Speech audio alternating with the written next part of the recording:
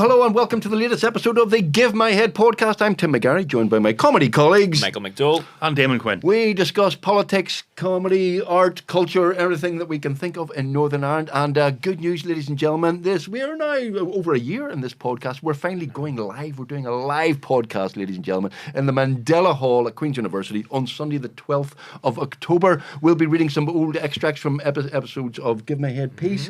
Can we say that Olivia Nash is going to be there? Ma's going to be there. Dimpton is going to be there. The special guests to be announced are going to be there. We'll have a bit of crack, a bit of stand-up. So get your tickets now for the Give My Head podcast live at the Mandela. I nearly couldn't say that. You ran out of breath. Speaking there. You ran out of breath. Intercostal diaphragmatic breathing. Diaphragmatic breathing, yes. What kind of actor are you? Ladies and gentlemen, as you know, the Give My Head podcast is based on probably the most successful show ever to come out of BBC Northern Ireland, Give My Head Peace. And then you go, oh, hang on, it's not the most fucking successful show to come out of Northern Ireland ever. The most successful show ever to come out of Northern Ireland is probably Blue Lights. And here with us, ladies and gentlemen, BAFTA award-winning Mr. Declan Lawn. Welcome to the Give My Head podcast. Thank you, good to be here. Oh, you didn't bring the BAFTA with you? Do you have to take it everywhere? He didn't want to rub it in. He didn't want to rub it in. Do you, right in the middle there. Are you asked all the time to bring? Yeah, sometimes if I do, an after-school talk or something, school talk or something, they'll say, "Will you bring it?" But I always have to get someone to ask me to bring it. Otherwise, I look like a right dickhead if I walk around with my It's a BAFTA. heavy thing here, I It is hear pretty it. heavy. I've never got one. It is pretty heavy. Yeah. Yeah. James Martin runs around with his Oscar, doesn't he? Yeah, so it is. I mean, it's a big heavy. Did you get to keep it? Did you get? Yeah, they give you six. They give So you six? so you get Adam got one, I got one, Stephen and Louise, Amanda, the producer, and Jack, Amanda's the got one. director. Amanda's got a Amanda BAFTA. You know Amanda? Sorry, we know Amanda. Sorry, from She Give My Head Peace. did Give My Head Peace, and she does Yeah. Blue Lights. Yeah. Right. Wow. Yeah, and Amanda's the production manager. Yeah, well, on the she show. on our show she's the producer. Oh, wow. Yeah, as well. she's a Okay. producer. Oh, right. She's Okay. kind of top of the tree, keeping us in line. Right. Well, before we get into one of the most successful TV shows ever to come out of Northern, I remember from the old days, big lad. I remember from panoramas and things, Spotlight. BBC Northern Ireland and Spotlights and stuff like that. And then you're going, where are you from? Actually, Declan, where are you from? So a few places, Tim. A few places. Lived in Derry, Limavady, Ballymena, and then went to college in Dublin. So my mum and dad both worked in the Bank of Ireland. Right. So my mum's from Galway, my dad's from Donegal, Wow. and they moved to Derry in 1974 in what can only be described as an act of immense optimism. This thing will be over in 6 months. It's great. So basically, no newspapers in this time, no TV. So I grew up in a family, first in Derry for 7 years, who were outsiders here. They watched RTE, they read the Irish papers. They didn't really have a kind of tribal sense of the place at all. And we moved around. So I kind of think that made me very, I think that's why I became a journalist. Right. It made me super curious about how the place worked and what was going on. I think that's why. Because Derry is very different to Limavady, which is very different to Ballymena. I know. I know. We got the full spectrum. Microcosms of Northern Ireland, especially in the 70s and 80s. What are you? You're a younger man than us, aren't you? I'm 48. 48. Yeah. Sorry. So it just disturbs me every time. Keep doing this. We're gonna stop doing it. Sorry. So your mum's from Galway and your dad from Donegal, the other way round. That's right. Yeah, Galway and Donegal. Right. So I would have spent a lot of my kind of summers and Christmases in Galway and Donegal, and feeling. I mean, I felt growing up like kind of an outsider in this place. Right. The way you learn a lot of the codes of this place from your mother's knee, and you learn what's what. And I never really did. I was extraordinarily naive, I think, politically. Like I'd hear things in school, and I'd be like, "All right, that's the case." Or did your mum and dad get any hassle for being from the south? No, not that I'm aware of. No, but they, I think it meant that my dad was very much kind of blind to difference. Like even though he was a southerner and Catholic, a lot of his close friends would have been, Protestant, and one of his best friends was an Orangeman and stuff. So there was a sense, I think it drove me into journalism. And then when I came to write Blue Lights, I think it allowed me to have a slightly outside perspective, even though I'm from the north, I've grown up here my whole life. there's some element of that helps with writing, I think. So where did you go to school? You go to school in Derry and Limavady and Ballymena, or you're all over the place? Actually, primary school in Dungiven Road in Derry, now called the Good Shepherd. I stayed there till P7. Even though we'd moved to Limavady, I kept coming up to primary school and then went straight into St. Louis Grammar in Ballymena. Right. So it was a big change. I actually did a panorama about this in 2008, kind of retracing my own steps. So primary school in Derry, secondary school in Ballymena, just two sides of the coin. Martin McGuinness territory to Ian Paisley territory. And what did the documentary find? Did they find that that this made you the person you are? This informed your political opinions? A total psychological mess. I thought I'll become a journalist then. Yeah. That's the place for journalists. What was your entry into journalism? How did you? I was always, I think, as I say, because of feeling slightly like an outsider, always super interested. I used to stay up on a Tuesday night and watch the Spotlight programme with my dad. He would have been quite interested in news and current affairs. And so from a really early age, I had two things that I was interested in. I was always interested in reading and writing, and I thought maybe I'll be a writer someday. But the journalism thing was very much to the fore. I did English in Trinity and Dublin. But by that time, it was, I'm going to be a journalist. Always had this little thing in the back of my head. I want to write a novel or short stories, but just didn't have the confidence or something. But journalism, obviously, you have to write every day, eventually. Yeah, you're still writing, you're still creating. Some people would say journalism is creative writing. We should not be creative. And also pressurized writing. I find now that I'm writing Blue Lights on a series of extreme deadlines. That's nothing new. Sometimes you'd write a panorama in a weekend or a Spotlight or something. So you'd be like, it's not. I'm used to it. Right. Well, somebody advised us when we started off writing the two things you needed: write the brief, write the time. What's the brief, and when do you need it for? Yeah. And the deadlines are. Do you like us? You fill in the deadline and go. Wait for do nothing. And when's the deadline? Tomorrow, right? Go, man. So well-known fact that writers hate to write. Damon, let me tell you, right? So I am a massive procrastinator. Yeah. Yes. Yeah. Now, I'm one of those. I have tried to justify it to myself, to thinking, oh no, I'm thinking about it, and then That's what I say. you come up with all these excuses. But I do go for walks and go to the shop and buy my dinner and walk the dog and stuff. And then eventually I get to a point where it's like, I'm going to get in trouble now. So I sit down and write. But I don't know why. Why do we do that? Why? I don't know. I mean, there's three of us, so we sit around and talk crap about World War II and why Hitler invaded Russia in 1941. Avoid writing the script. But you write in your own, do you? So Storyline with Adam Patterson. Right. So since just moved into screenwriting, I've always worked with him. Right. So we sit around, put post-it notes on the walls and beat out all the character notes in the scenes. And then when it comes to actually sitting down to write the dialogue and putting it together, I do that. Right. And then when he's more visual than I am, so he likes directing. So when we get on the set, all right, okay, so he does all the directing. So you effectively you work on a treatment together, some kind of version of it. Yeah, like a beat sheet where you have the whole episode kind of planned out. The two of us are just. So you do the character arcs and the stories, and then the dialogue. Dialogue's probably the easiest bit. Is at the end. I love writing dialogue. I find it easy and enjoyable. So we start with the characters. So if we're starting to write a season of the show, we think, right, where's Annie now at the start of season 3, and where's she going to be at the end, and all the challenges in between. How do you guys do it? It's funny that because when we're writing a comedy, we write in the same room. Yeah. Because you got instant editing. So, if two of us think it's funny, then Somebody, it's in. yes. Or, if two of us say, no, that's crap, it's not in. Yes. Because, because comedy, it's obviously subjective, so yes. you're going to write it. But when we're writing a drama, what will happen is one of us will go away and write a draft, and then he send it on, and then somebody else has a go at it, and somebody else has a go at it, and then meet, and then we'll agree, that's a good, like that bit, and so we'll. But somebody goes and writes the first draft. And is And it usually the same somebody, or does it just No, depend? it depends on Oh, who's. that's interesting. It depends on who's. What we find as well, I find that the dialogue is actually, the jokes are actually the easiest bit. The hardest bit is the characters, and the characters in Give Me Headpod are very well established, so it's easy. But B, the plot is what's going to happen, what's the A plot, the B plot, where's the twist, and all of that. Yeah. And that takes longer than actually physically sitting down and typing. Uncle Andy would say this, and Pastor And Begbie would say that, because if you got the plot, the dialogue flows from that. And what about at the very start? So, what year did the first Give My Headpiece go out? 90.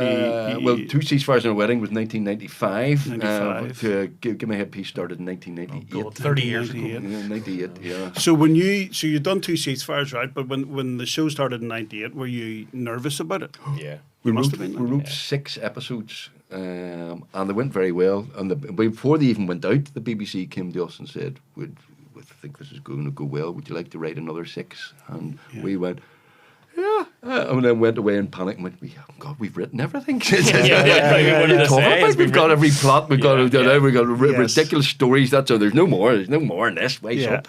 And we lied to them and said, "Oh yeah, we've another 6 to Certainly, absolutely. Absolutely, you'll get another 6 episodes Yes, out of it." I had the same thing after Blue Light season 1. What? I was like, "Oh, you want more? Oh, we have to do more, do we?" Yeah. But that feeling of nervousness before it goes out for the first time is an interesting one, because Adam and I were like, this show's either going to do really well or really, really badly. We didn't think there was a middle ground for it. Yeah, but you always think that. I mean, that's just, you never think it's going to just do all right. Yeah. It's either going to bomb or it's going to be. Yeah.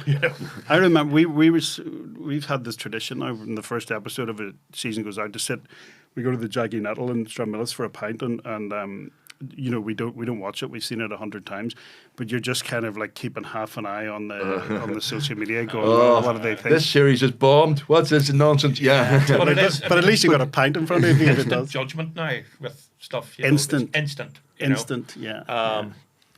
But I mean, here we are. Like, you know, you're season 4 now. You're writing season 4. Yeah. Wow. It's been.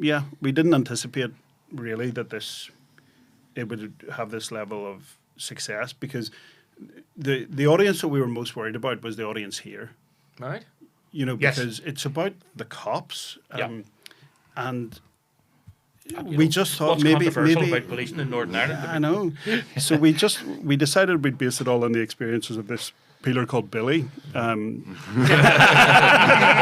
It's cross-community love affair. I knew it. I knew they stole our stuff, Dad. Yeah, just ripped it off. But yeah, we were worried. We just like, is it too soon for a show? Is half the population going to just hate it? Procedural crime. But I think maybe what we were invested in and still are is the fact that it's a character drama. You know, Yes. it is. Yeah, we very much so. try not to be didactic about the politics of it. And it's half our mates are in it. I mean, So Paddy many Jenkins. give my head. Paddy Jenkins, Dan Happy Gordon, Kelly, like Dan Jared Jordan, Jared, so many. Jared my people. cousin, actually. Is he? Yeah. So He's a Quinn, so he has to call himself a Jordan because of the equity thing. is that right? Yeah, but he is a Quinn. So I'll one of tell the you- many talented Quins. one of my worries in the first series of Blue Lights, there's like 59 speaking roles, and I wanted all of them to be Northern Irish actors, because I just hate hearing people try fake accent. to do the Yeah. accent and hate it. Yeah. So one of the things I said to Adam is when we were reading the scripts, we were like, I think this might be good, but this sounds ridiculous looking back now, but we're like, are there enough good actors Yeah. around here to play all of these roles and not to have any bum notes? And Adam was like, I don't know, we're about to find out. But then you find when people come in to do auditions, you're like, not only are there enough, there's more than you can. No, it's a real problem, actually. Sometimes so many good there's actors. 3 people Yeah. interpreting one You role, got and you're Richard like, Dormer, you got the great Marty McCann. There's so many. And even in the minor roles, one of the things we've really enjoyed doing is somebody comes in as a day player to do one day, one minor character, and then they're so good. You're like, well, let's expand their character, bring them back, Sure. and like Jared McCabe in season 2. Brilliant. But it's an amazing thing to tap into that. Obviously, a big history of theatre here and stuff, but the level of talent around here. Oh, yeah. Look at Paddy Jenkins. Yeah. Paddy Jenkins is a phenomenal actor. Yeah. The stuff he does in those 2 first series of Blue Lights is insane. I A think. body can make you laugh, make you cry, and you know, you can- Something about that face. whatever it is. Yeah. Yeah. I mean, But you know what? I'll tell you, Paddy doesn't even know this. I don't think how his casting came about.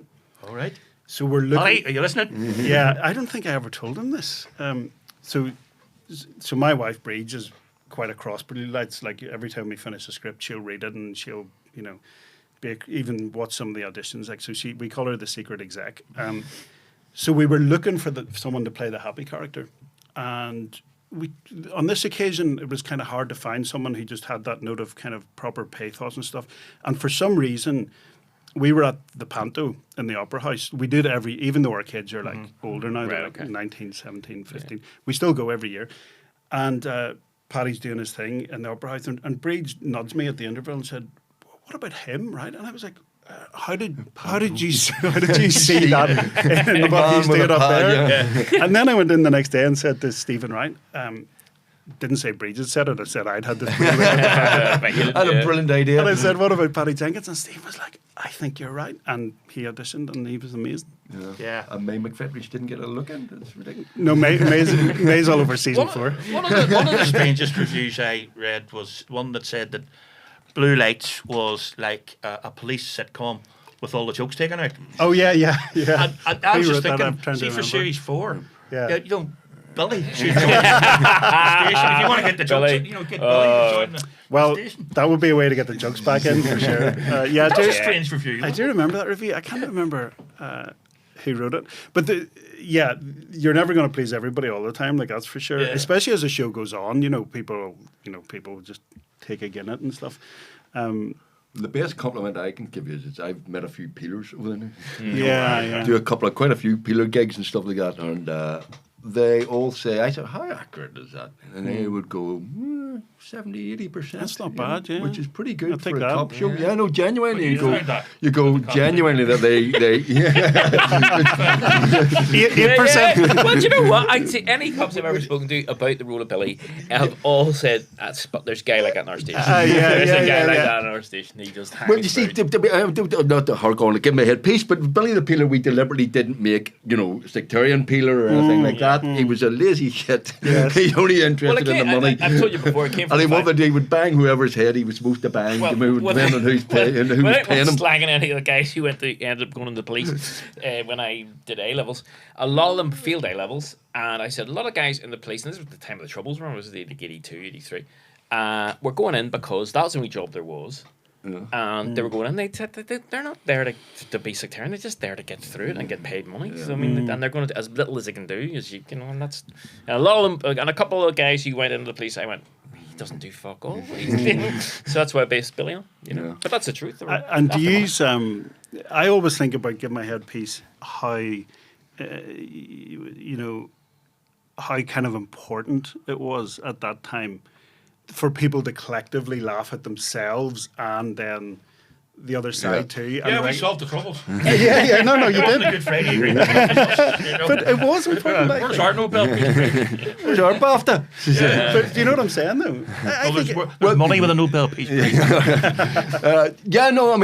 Very kind of you to say, but yeah, I mean, I think we tapped into a certain war weariness and a kind of, people going, we're fed up with the violence and this stagnation and the kind of stupidity of it all. Yeah. And we were able to laugh, and we managed to tap that sort of, everybody was laughing. We can go to... Well, and also the thing we have in common around here is the sense of humour. Yeah. So the fact that everybody on all sides does generally share the same sense of humour is, I thought that was kind of, I think at the time the Good Friday group was coming along, but so we did the first series, recorded the first series in Before it, 97 before it, but it was kind of Yes.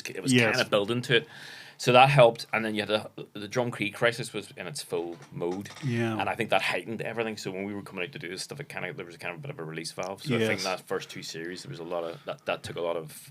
That's why I think it hit the zeitgeist at that time. No, he's just saying he was inspired by Give Me a Headpiece. That's where we can wear credit on Blue Lights. Credit on Blue Lights. With Marty McCann in here. With Marty, we love Marty. Marty guy. got his great. He was in Dry Your Eyes, our sketch show That's right, before. yeah. But what a great actor Marty is. phenomenal actor. He I actually rewrote the whole role of Stevie after his audition. Right. So I'd originally conceived of Stevie as this big kind of like macho, brash cop who. My one character note for him was, this is the kind of guy who goes jet skiing at the weekend. Right. Yeah. That kind of guy. And then Marty comes in to do his audition and played it very quiet and soulful and kind of almost sad. And all of the other people who came to audition had played the character that was on the page.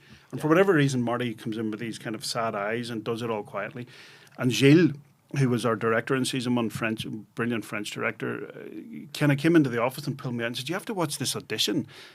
It's not the Stevie you've written, right? That's not who he's playing. I don't know who he's playing, but we sat and watched it together."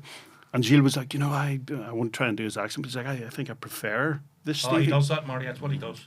He can steal a part, He stole it. You're right. Yeah. He changed it. Yeah. And so we gave Marty the job, and then the 6 scripts were there. Maybe I don't think I'd written episode 6 yet, but I just went back and rewrote the whole character. But that happens quite often, and it's a sign of a good actor. Like, you write the thing and it's on, it's on the page, black and white, and you might have had an idea about how you were going to do it, or how you wanted it done. Yeah. But then an actor comes in and he gives you a totally different interpretation, takes it off in a totally different direction, and you go, "Wow, I never thought of that. This is good." and you can either listen to that. Yeah. Or if you're too precious about your work, you tell them to do it differently. But I think it's good to listen to people and try and do it as much as I can. I always think these actors, they're there for a reason. You know what I mean? Exactly. And, let them breathe. They're not robots. And it's a collaborative process. There's all sorts of elements to this, to make a success. That's what surprised me. When I started writing screenplays with Adam around 2012 or so, I assumed you wrote a screenplay and then somebody bought it and you hand it over to them and they make it. Yeah. I didn't realize that you'd do 26 drafts of each episode, and draft 26 would be nothing like draft 21. We're just going to go back. You started in 20 because you were a journalist locally here, Spotlight, and panoramas and things like that. But you were basically, when did you start going, right, this is leap from journalism to screenwriting? Because I first were review Salisbury Poisonings was the first drama that we did. In terms of journalism, I did English down in Dublin and Trinity, writing a bit for Trinity News, the paper, started doing a bit of freelancing for the Sunday Independent and McGill magazine, and then got a job. I still can't believe I got that job, with no TV experience, in 2002 when I was about 25, got into Spotlight. Did it, had to do the whole screen testing and stuff, and it's still, I'm still amazed that I got it even now. And then I remember walking into the Spotlight office. It was like Kevin McGee, Dara McIntyre, Mandy McCauley, and I was like, what the hell am I doing here with these proper journalists? And Kevin McGee would be hunched over his desk going, "Yeah, no, I'll meet you there then in a minute." And I'd be like, "I don't know anybody in the north." Any arranging his lunch? Yeah, probably. Yeah, tuna and cucumber. That's right. Anyway, surrounded by all these guys, totally intimidated. But you settle it and you get used to it. And then it was only a couple of years later I did one panorama, and then spent the rest 16 years in the Beeb until 2018, kind of Spotlight, panorama Spotlight, like back and forth. Wow. Right. It was fun. I'm sure it was. Yeah. It was really good fun. But that probably made you ideally the right person to write the Salisbury Poisoning thing, because you had that sort of totally. You had that background in journalism and stuff. So I think you got it wrong, though. I think it was just 2 Russian guys. You think so? Yeah, just to see the cathedral. Just on holiday. I think you missed They've been framed. I might have. These guys were just on holiday. I might have done them dirty, the lads. But yeah, no. They haven't sued you then for libel? No, I don't think they would sue me. But it'd be something I smell in my. So basically, that was the first drama thing we did. But as you say, there was so much journalism in it. It was very much like it was a big audience, wasn't it? Well, it was a lockdown audience. It was like 8 or 10 million or something. Which nowadays is.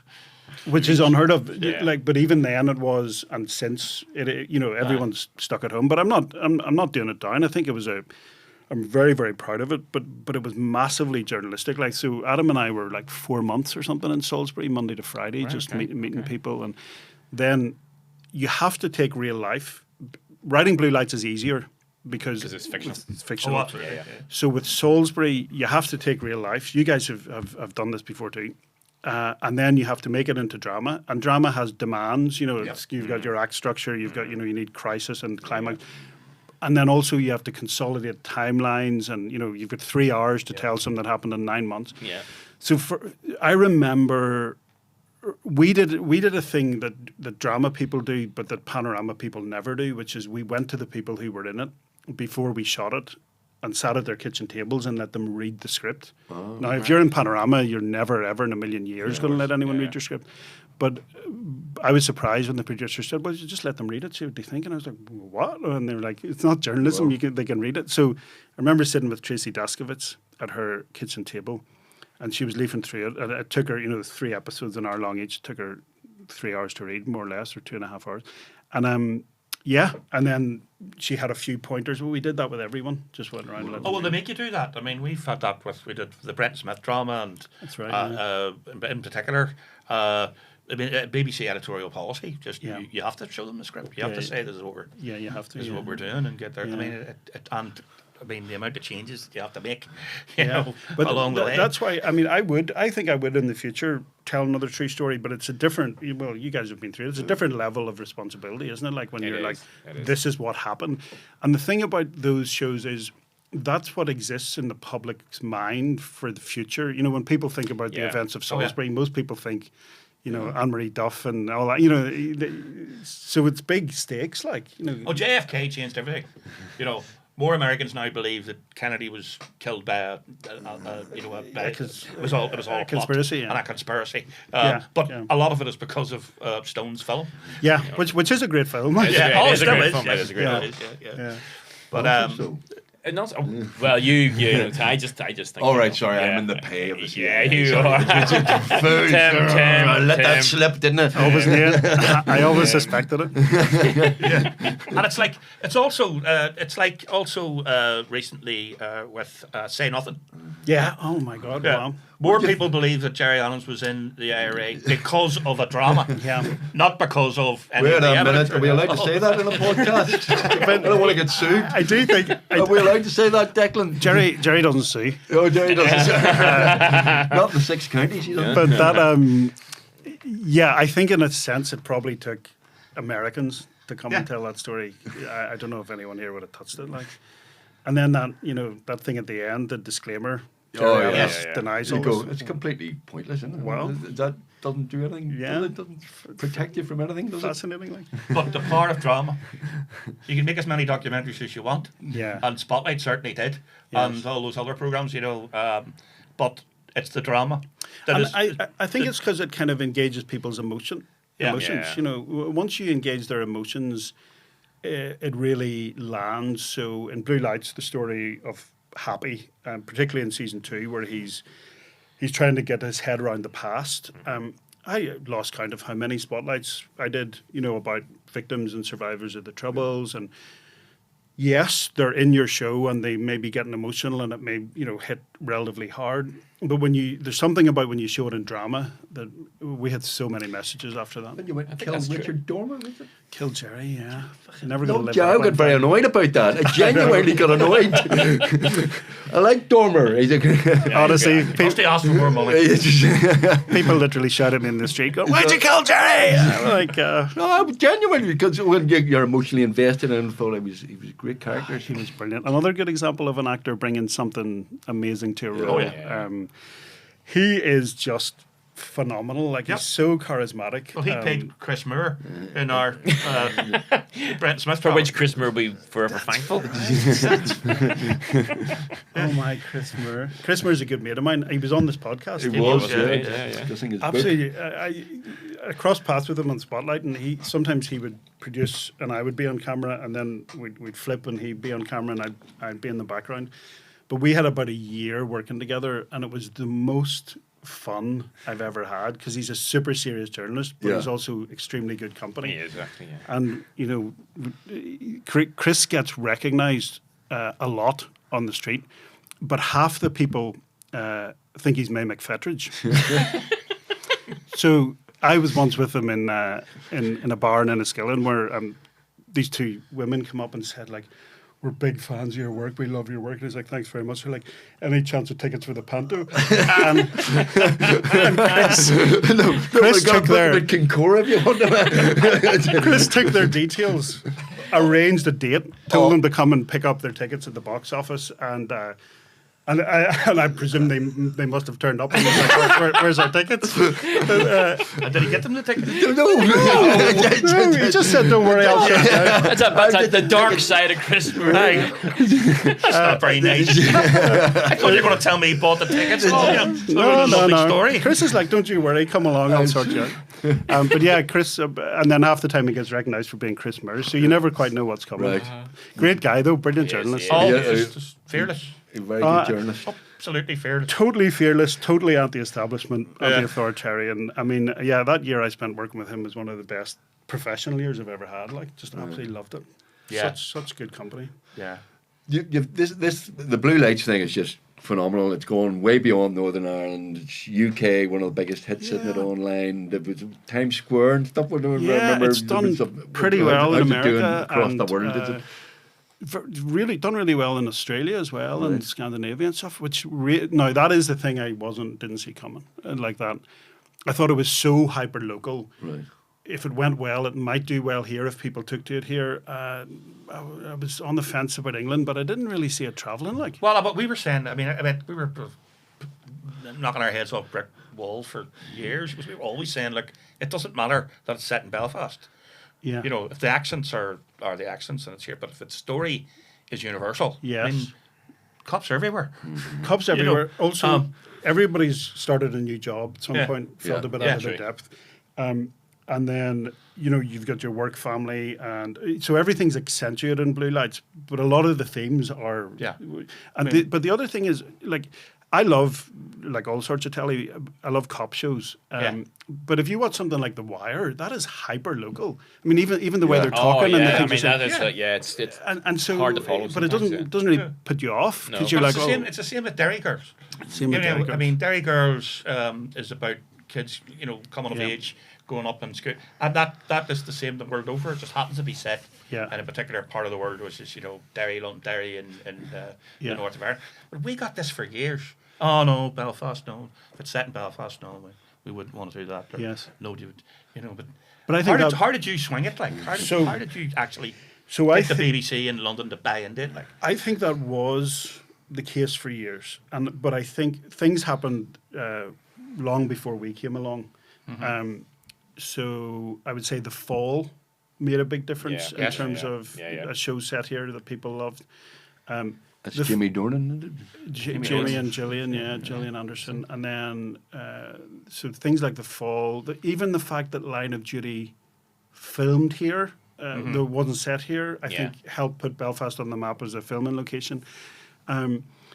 So we were greenlit just a couple of weeks before Derry Girls went out, so that didn't have a direct impact, but it certainly helped with audiences because I think the fact that Derry Girls was such a smash hit, all in their own accent, well, maybe not their own accents, but very real Derry accents, helped audiences accept it, and then I think it's just been a slow. But you're right, like Would Blue Lights have been commissioned 10 years ago? I don't think so. Not for loads of reasons. Really? I don't think so. Probably I not. think there was a general. You could make a story about the Troubles, maybe, but like. Yeah, because that's what we know. But a drama set here with no really big stars and everyone speaking in their own accent. I don't know. now we're sexy. Now we're sexy. Yep. Now we're sexy. Yep. Particularly the four of us. But I think there's a dynamic though now because although it is as you say, it's just a lot of it's universal stories and universal themes. There is an aspect in Northern Ireland that is, what's the phrase you would use? It's not quite a normal society. It's still got issues. There's still There's an edge to it. An There's edge, a different, and it's different from. No matter how we want to be There's a British or dissonance. Irish, we're different from the rest of Yeah. Ireland, and we're different from the rest of the UK. And there's a quirkiness and a strangeness. There's a and dissonance in the sense if you have a crime show in England or in London, it's going to be about a gang, a criminal gang. Whereas there's a political, slightly different dynamic, and that gang in London, it's going to tend to be they're always going to be these kind of hard guys that are intimidating people, but they don't have that hold that sort of loyalism and republicanism has, that kind of political dynamic. I think that's compromises that puts a difficulty for strain on policing and stuff. And I think that's what gives it does give it a different dynamic. I think as well. Well, it's not just that. I mean, there was no normal policing. I mean, particularly in nationalist Republican areas. Yeah. They'd effectively been driven out of those areas for a long time. And certainly when I was doing community work, I was working for a council in the 80s. You know, the only police presence was when they come in force to, search somewhere or wherever, or some sort of operation. But basically, the policing in West Belfast was being done by the provost. Absolutely, and I think the PSNI as a police service have had to make it up as they go along to try and become a modern police force in a place that still has old, atavistic tribal issues, and it's a big job. I do think it's getting better. One of the things the police allow us we have an interesting relationship with the police because it's kind of arm's length. I was going to ask you about that. Is it arm's length, or do people go, "Oh, you're in the hands of the cops, and you're doing it's just PR for the PSNI"? But it is. I think the pedigree that they seem to like you. The pedigree that Adam and I have as journalists is you never want to be getting into bed with people or have any kind of moral demand on you. So they do help us out with certain things like uniforms and I'll tell you another thing they help us out with in a minute. But we never ever tell them what we're writing about or ever show them a script. Right, I was going to say they never ask. They never ask me. They never get sign off on what we're doing. That would be totally inappropriate. Yeah. But also even the way we depict them, like in every season, we're trying to show the flaws as well as the good things. So the hangovers from the Troubles, the way of policing, and particularly the older officers, and some of the compromises they make. So. Yes, but to be fair to them, they've been pretty cool about it. And I think the reason why they don't mind the bad stuff as well as the good is I think they find it's humanising response officers. Yeah. I think they find it's making people look beyond the uniform. But as I say, one of the things they do allow us to do now and again is go out in the back of a response car for a shift, in a night. And I've done that several times, and they take you to Culture and stuff. Culture, Hollywood, go for dinner, Ox, go to Ox. That's it. Yeah. But so there's been a few funny moments in that. When we were doing season 1, in the back of a police car, and a woman had been knocked down in the city centre. It was like midnight or something, and some young lads had seen it and immediately called the police. And this was before the show had gone out. Yep. And the two officers in the front jumped out and ran to her, and then I kind of just got out of the back of the car, and the 3 lads were there, and they all played hurling with me on my hurling team, and they were like, "I didn't know you were a peeler," and I was like, "I'm not," and they're like, "So why are you jumping out of the back of a police car?" And I was like, "Under arrest again." I'm working on a TV show, and they were like, "All right, whatever." But yeah, it's quite a few experiences when you go out in the back. Yeah, I'm sure. They're all like mostly young, mostly 20s, few older ones, under a lot of pressure, like an awful lot of resource pressure in terms of what they can go to and what they can do. Cops now just look like kids. Oh yeah, totally. Well, they are, yeah. Half my age, most of them. But yeah, it's been an interesting experience. Season 3 starting. Season 3's out in the starting this week. Dan, starting next week. Sorry, the 29th of September. 29th of September. Can you tell us anything? Are you not allowed to tell us anything? Can you so in the show we try and jump worlds every season. So season 1 was mainly Republican West. Season 2 mainly Loyalist East. So now we go into Affluent South. Oh, you do get the control then. Yeah. So we're kind of BT9. Oh no, sorry, yeah, Malone. Sorry, yes. So I'm basically slagging off my neighbours in this one. All right, okay. Very good. So yeah, it's about kind of white collar crime and lawyers and accountants who get drawn into. Whoa! We won't have that. As former lawyers, lawyers. You did anything like that? This kind of thing? No. You've gone too far. No, I admit no lawyer has ever done anything bad. No, I can't. So the basically, world needs is more lawyers, Declan. Yes, exactly. Yeah, so that's season 3 is kind of again showing a slightly different side of the city. Right. Same characters, couple of new ones. Michael Smiley's in this season. Oh yes, Smiley. He's brilliant in it. He's just Is so he? good. And He's such very fun. good. I He's a remember him when he was great a stand-up actor. comedian. Yes, He was a big stand-up comedian in from Hollywood, Michael Smiley, who used to be in the Empire all the time. Yeah. All the time. And then he went to England and has become a very Yes, well. No, it's kind of he's normally in sort of cult movies. And well, that's maybe doing him a disservice. He's normally in sort of not hit movies, but he's a well-respected actor. Yes, he's great in this season. Really good. So yeah, it's Bad Sisters. Is that what he's in? He's in Bad Sisters. He's Yeah. brilliant in Bad Sisters. It's funny. I was out before I came in here. I saw Sarah Green out there. Sarah Green from Bad Sisters was Right. on the Sisters. Oh yeah. And just I was chatting to her very briefly, and I just caught out of the corner of my eye Jimmy Nesbitt crossing the road, and I was like, "This is Hollywood." This is. We've been trying to get him for this podcast. And Jimmy, he's out in the street. he's out in the street. Open the Maybe window. He's wandering around, going, "Where the heck are they?" If you open the window and shout, he'll probably come. Right. Okay. We'll so- say Carl Frampton said he would get him, and you, Declan Lawn said he'd get Jimmy we'll get him, Nesbitt. yeah. Yeah. You not got Jimmy Nesbitt in your cop show. Yeah, that's what's missing and all. That's like the that. missing, I the mean, to missing be piece honest of with the you, puzzle. or is Yeah. that the only thing that You need a cup with a drink from a cup with a drink from and an unresolved family life. I'd go, Yeah. Blue, no, I'm not capable of doing that. I couldn't stretch myself to do it. So season 3, Season 3, you're as I say, pleased? kind of that kind of white collar world. So I would say this, right? Of course, I would. This is my favorite season. Oh, brilliant. But I do actually mean it. So Yeah. there's a lot of stuff that we've put into it from the research, because we talked to like 20 or 30 cops before each season. And a lot of them like mean a lot to me. And I think the character journeys we go on in this season are pretty intense for every single one of them. Like just as an example, we do a storyline about a police officer who goes to a fairly mundane thing, a car accident, but somebody dies in it, and she's seen this many times before, but there's something about this one that just she's traumatized in it. So, and we track that like right through the whole series until near the end of the series about what happens to her and how she reacts to it, and that came from real life, from a real. I was at this talking at this function thing, and a guy sidled up to me and said, I'm a police officer. Have you ever thought of doing anything on trauma? Because this had happened to him.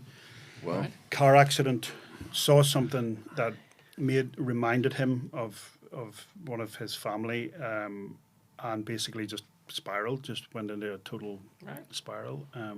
So anyway, being able to do things like that and show stories that are kind of based in fact is, I think it's important, because whenever I hear about, the way you always hear on the radio or reading the papers, 650 PSNI officers off with stress or mental health, and it's always couched in a way that they're malingering or they couldn't be arsed. Like Billy, that they're Billy, basically. Yeah. But when you actually talk to some of them about the stuff that they saw and the effect it had on them, you realize actually a vast proportion of those people have seen things you're just never meant to see. There's an interesting stat I read recently about response officers, not just here but anywhere. So if you're a normal person, say you live to be 80, you'll probably have 3 or 4 traumatic events in your life. Maybe it's a car crash. Maybe somebody you love dies, or somebody you yourself get very sick. 3 or 4, maybe 5.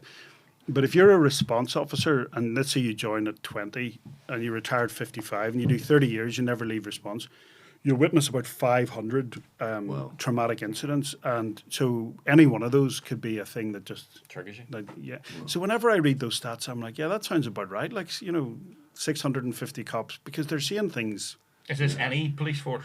Any police force, yeah. This is what you're going If you're out on the street, just going to mundane things, nothing to do with Northern Ireland or our politics, could be domestics or stabbings or anything. You're going to see several times a week horrible stuff like. Yeah, and of course the Troubles must have been worse. Well, the Troubles, I think, was a different order of stuff, because then it was their colleagues dying, right? Yeah, and the front line bombs, of and then you're going to everything, bombs and you're picking it. So in a way, that was a different order of stuff. But I think the point is, even when you're talking about day-to-day policing, Even if you just go to a fatal car crash, you're going to see Pretty horrible stuff. horrible stuff. Would you encourage young people to join the police? That's a weird question to ask you, but I'm kind of thinking, you know the police so well. You're going, So I couldn't do it. Yeah. Like I couldn't do it. Like even spending very limited time with cops and being in the city centre at 2 a.m. and seeing what they're dealing with. Yeah. I think after a while it would get to me, and the night shifts and the day shifts and all of that stuff. I just think no, I couldn't do it. I don't think I could do it. No, I think because you're always seeing a sliver of society at its worst. People in distress, violence, drugs, drink, children in trouble. You get a gun, though, Tim. You do get a gun. You get a gun. I mean, you do get a gun. Right, you can have it. You can have it out. No. Oh, come on, we're not Americans here.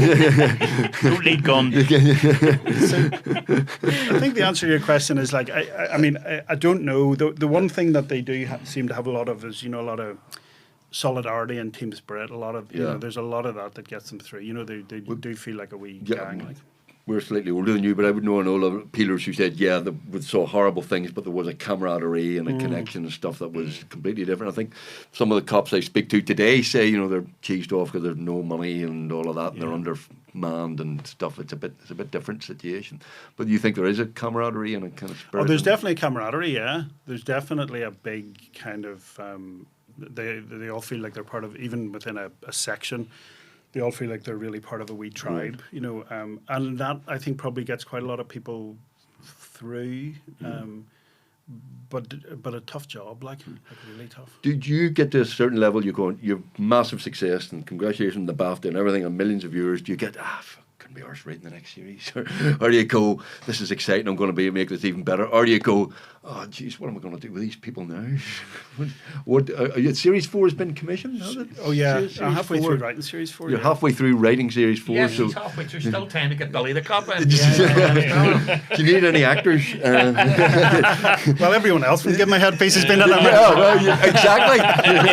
Yeah. I wonder why we're not. Wait a minute. Actually, did you ever consider writing a comedy? Yes, but I'd be super nervous about it because I've never done it before and I don't know how funny I am. I think at times in Blue Lights, if the character's right, I can write a funny line and there's a funny moment. Comedy, I think, is a different beast. Delivering whatever it is, 6 jokes a page or whatever. That's a different beast. And whenever I was actually pretty nervous about coming on this podcast today, I was saying to my wife this morning, but these guys are really sharp and quick, and like I'm always about 90 seconds behind. I'm like, on the stairs going, I should have said that. But remember those things you used to do at the end of Hearts and Minds? I used to love that stuff, and all of that ability to kind of transmute real stuff into comedy instantly. Well, you see, we would argue that. Writing drama is easier than comedy. Easier? Yeah, I'd say it is. Because we've done a couple of dramas and you go, we don't have to write a joke. You don't have to have a big laugh at the end of the scene. I would say it. But then the other side, you're writing a drama it. and you go, I've got a great line for it. And you go, no, that's facetious, and you're kind of undermining the tone of it and all of that. Yeah. You have to be careful. But you know what? There's a brand of kind of comedy drama like, don't know if you've seen Colin from Accounts. Yes. I love that show. So that's the kind of thing that maybe, I might be interested in doing. But in terms of straight comedy, I don't know. It's a tall order. Dramedy now. That's the phrase. I love that show. If we get a project together, we could all win a BAFTA. A dramedy. A dramedy together. Yeah. Are you writing on any other stuff? You've got other ideas? No, just Blue Lights at the moment. I mean, not definitely thinking about what comes next for sure. Right. But no, it's just, for me, it's just full on Blue Lights right now. Wow. Because you can't, it's a full-time job and it's... Well, we wrapped season 3 on a Saturday in June, went to the wrap party on Saturday night and was in the writer's room for season 4 on Monday morning. Wow. So I had a day off. That's not too bad. Wow. But, I never complain because it's tough world out there in drama at the moment. A lot of my friends who are writers aren't working, so when you've got a show that is working, that's not the only reason I never complain. I wanted to do this all my life, course, and I was trying hard to do it for about 8 years. So then when it happens, I'm just like, I actually love it. Like, imagine, there's so many worse ways to spend your life than sitting on your I bum think thinking. the first enjoy time we were in a bar in. That sounds about right, yeah. In London, a hotel. I was staying with That's Jim right. Cray. I the do remember cameraman, that, Jim and you Cray. came in and you were at endless pitching sessions with the BBC.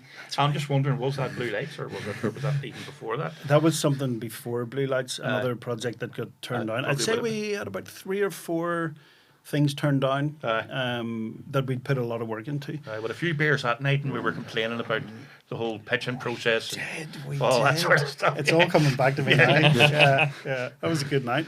I seem to recall it was a late one. It was a late one, yes, indeed. But if you're not got to the stage now, Declan, you can ring up and go, I've got another idea here, Mr. BBC. And they go, well, the man behind Blue Lights is behind it, therefore It does- this you give you certainly an in. It does change a bit, yeah. Like, we even found, even after the Salisbury poisonings, which was our first thing, the mood changed a bit. You know, there was more kind of like, what are you thinking of doing next? Whereas before, nobody would be asking you what you were interested in next. So, no, obviously, like the show and the success of it and the BAFTA helps. It helps when you go to somebody else, or whenever we do go to somebody else with another idea. But right now, I'm just so invested in Blue Lights. All I want to do is make, season 4 great, and then see what happens, and hope, like, fingers crossed for season 3 as well, because you never know. Like, we were talking about that sense of nervousness. Like, I might think it's the best one ever, but you never know what audiences think. Like, Nobody knows nothing, isn't it? nobody knows nothing. Well, I know, but it's amazing to get a huge success like that, and you should be very proud of yourself. Hope Street.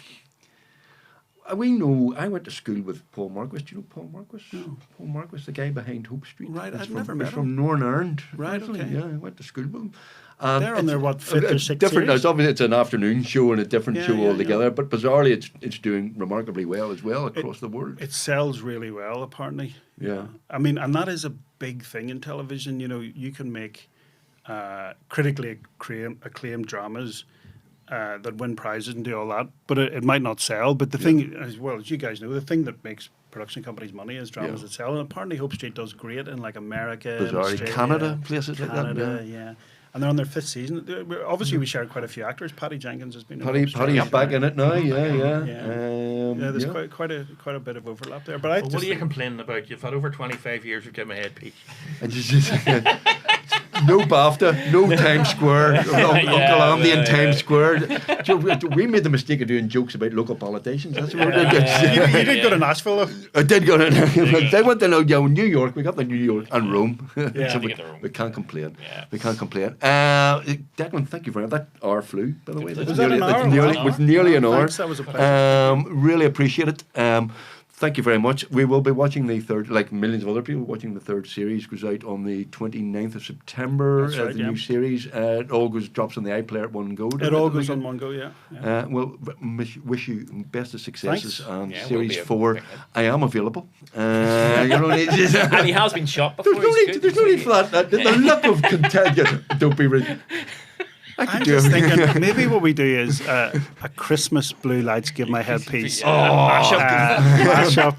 Yeah, I think that's the plan. That's a good plan. I like that one. Yes, do me a Richard Donner. I could die easily. You can shoot me if you want. But He's done it before. That's He's very- I've done it before in a film called A Belfast That Story, is which you should definitely watch. Very tempting to Declan, thank you very, very much for being on the Give My Head podcast. Every success. Ladies and gentlemen, thank you for watching, listening to the Give My Head podcast. Just to reiterate, our live show is on the Sunday, the 12th of October in the Mandela Hall. And do you want to buy a ticket to see Give My Head podcast? Can I get a free one? Just for you. I'll swap you apart in blue lights. On camera. The deal is done. We'll see you on the 12th of October in the Mandela Hall. In the meantime, thank you very much once more to Declan Lawn. Thank you. Thanks, guys. Cheers. Thank you very much.